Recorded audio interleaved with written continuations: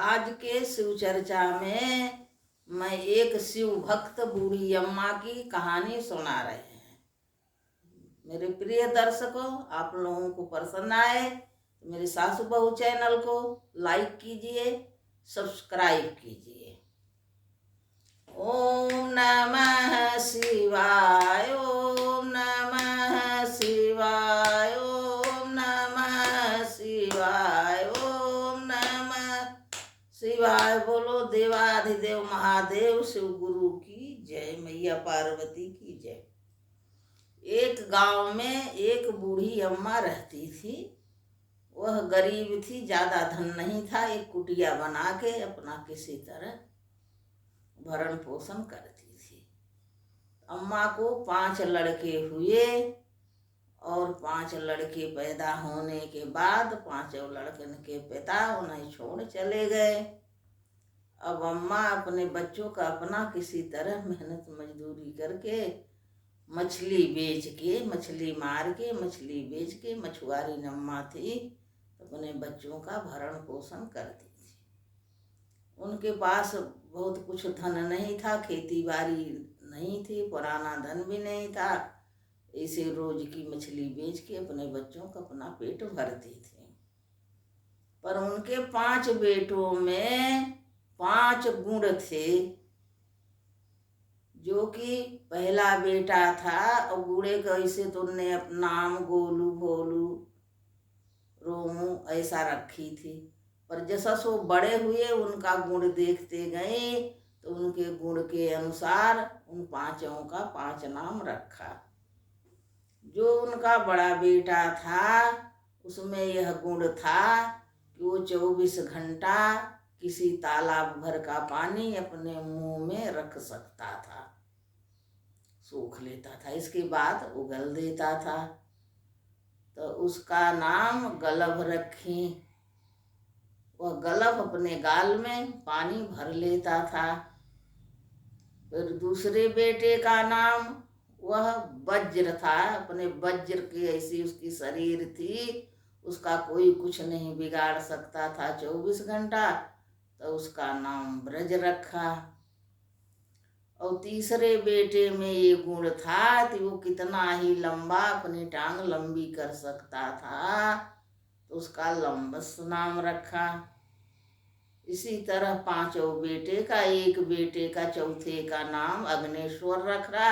अग्नेश्वर के शरीर के अग्नि कोई प्रभाव नहीं कर सकती थी। उसको 24 घंटा अग्नि में डाल दो, अग्नि उसका कुछ नहीं करती थी, उसका शरीर नहीं जलता था।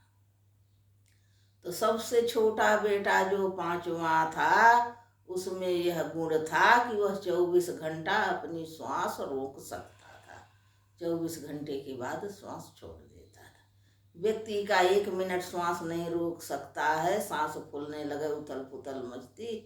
हाँ, जो योगा वगैरह सीखे हों, योगा करते हैं, वो सांस रोक लेते मिनट 2 मिनट हर, पर वो 24 घंटा सांस रोक सकता था। तो गुण के अनुसार 5 बेटे का अम्मा ने नाम रखा। बेटे बड़े हो गए और अम्मा शिव भक्त थी। बचपन से ही शिव जी का पूजा करती थी। जहाँ कहीं शिव चर्चा हो वहाँ जाती थी और भगवान से अपने भक्ति में ही मांगती थी कि मेरे बेटे एक दूसरे के साथ रहें, एक दूसरे से अलग नहीं हो, एक दूसरे का कहना माने, अच्छी बुद्धि दो, अपने ही गांव देश में रहें, भरण पोषण करो, इन्हें पेट भरने तक के उपाय कर दिया करो। हे बोले बाबा, मैं आपसे इतना ही चाहती हूँ, यही रोज करें, रोज पूजा करें। तब बड़ा बेटा और कहीं काम करने जाने न दे तो बेटे चिंता करने लगे कि अम्मा हम लोग 20-20 साल के हो गए, 18 साल के, कितने दिन हमें बैठा के खिलाएगी। अम्मा मछली मार के ले आए और बेच के वही भरण पोषण करती थी। तो एक दिन बड़ा बेटा जो गलभ था 4 भाइयों से कहा, चलो हम नदी के किनारे चलते हैं और सारा पानी सोख लेंगे। सिर्फ 5 मिनट के लिए पानी अपने मुंह में भर लेंगे और तब तक तुम लोग 4 जने मछलियाँ बीन लेना काम भरे के, फिर हम पानी छोड़ देंगे। इससे ज़्यादा मैं नहीं रोक सकता। तब वह इसी तरह से पानी मुंह में भर लिया। ठीक। चारों भाइयों ने मछली बीना और बीन के ले आए, ताजी मछली बेचे बाजार में। और बहुत से मछुआरे थे, उनकी मछलियां न बिकती थी बाजार में। सबसे ज्यादा ताजी अच्छी मछली इनकी रहती थी, इनकी बिक जाती थी। इस तरह से इनका भरण पोषण जीवन चलता था। और अम्मा ने अपने बेटों को समझाया था कि आप लोग अपने गुण के बारे में किसी से कोई बात चर्चा नहीं करना, कोई जानने न पावे कि तुम्हारे अंदर यह गुण है।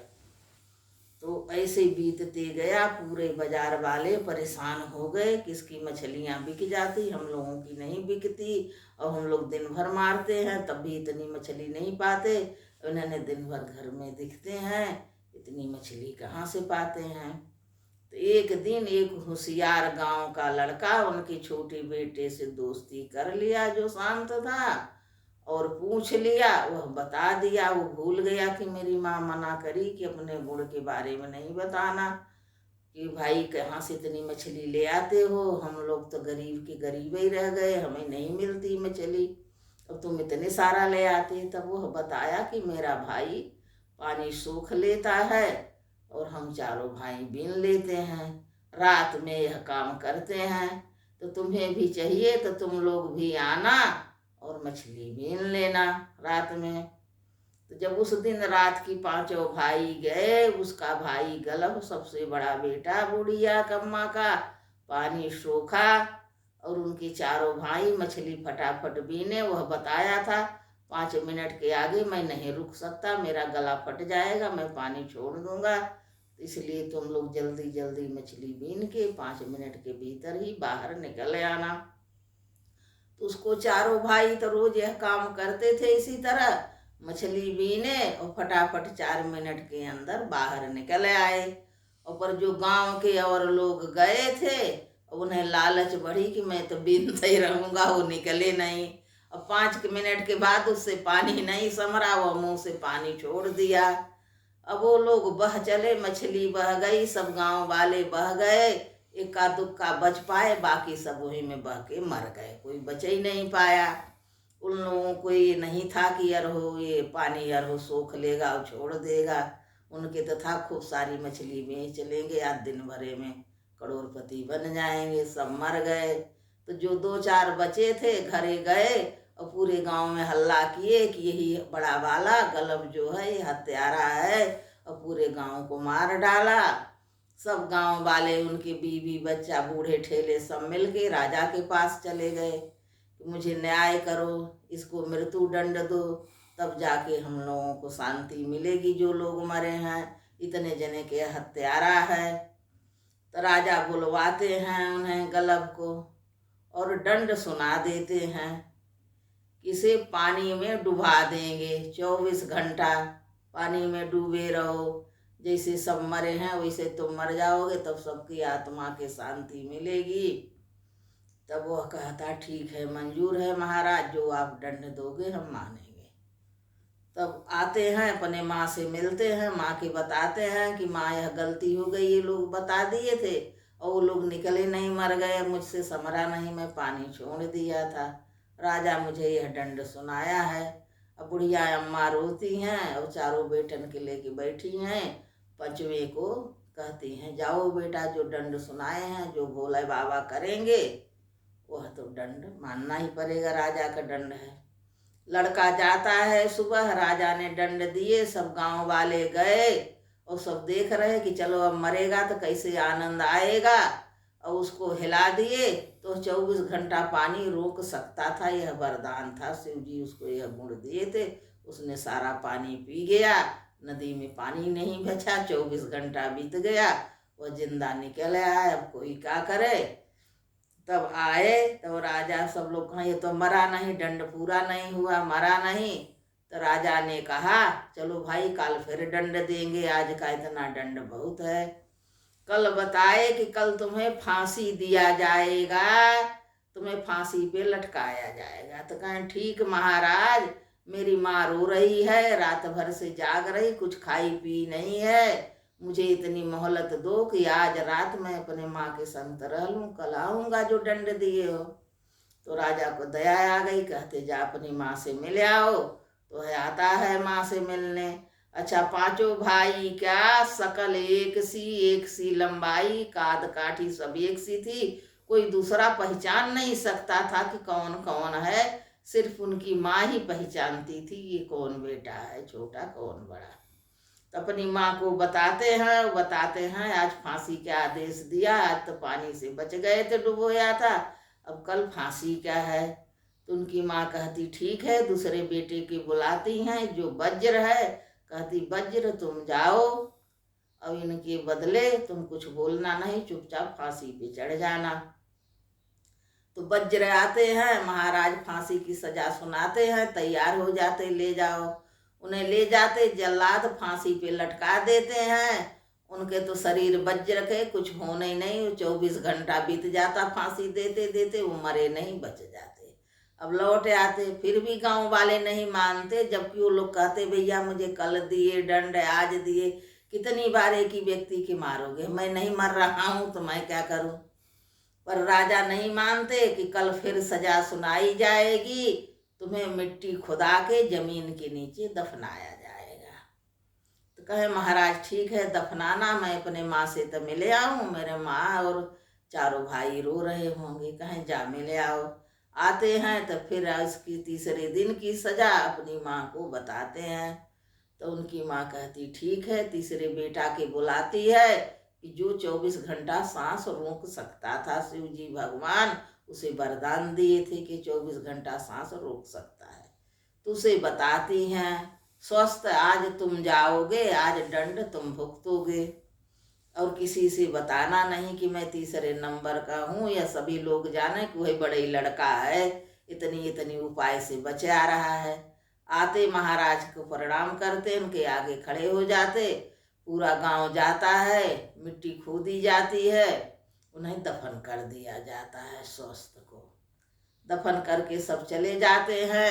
दिन भर बीत जाता है, जब आधी रात होती है तो बूढ़ी माँ चारों बेटे के लेके जाती है, चुपचाप फावड़ा लिए मिट्टी खोद के वह जगह देखती रहती, लड़का को निकाल ले आती है। तो इसी तरह चौथे बेटे को कहे अग्नि में जलाएगा, तब वो भी कहे, तो माँ ने कही कि भाई अग्नि वाला तुम जाना, अग्नेश्वर आए, उन्हें आग में डाल दिए। तो वो जलैने खूब हा हा करके हंस रहे और डांस कर रहे, अग्नि जलाते जलाते लोग थक गए, वो जले है ही ना, वही अग्नि में डांस करें। यह सब लोग आश्चर्य करें कि भैया न ये फांसी से मरा, न ये आग से जला, और न ये जल में मरा है और लंबा हो गया, इसको डूबने के लिए जल ही नहीं मिल रहा है। अब मिट्टी में गड़वाए थे, लास्ट में गाड़ दिए।